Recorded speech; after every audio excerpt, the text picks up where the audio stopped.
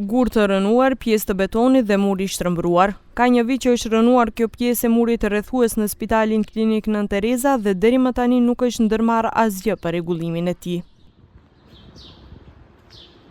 Këtu çdo ditë kalojnë qytetarë në këmbë ose me makina.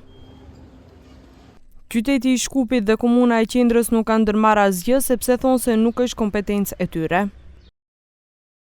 Rruga e Beogradit është një rrugë nën jurisdiksionin dhe pronësinë e komunës Qendër dhe muri mbajtës që është ndërtuar për të shërbyer si gardhi i qendrës klinike është brenda jurisdiksionit të Ministrisë së Shëndetësisë.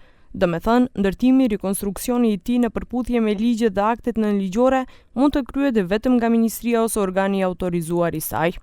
Nga Ministria e Shëndetësisë thonë se kanë porositur një projekt për murin mbajtës. Do të ndërtohet një mur i ri mbajtës i tërhequr për 1.5 metra në drejtim të qendrës klinike me qëllim të zgjerimit të rrugës Beogradska.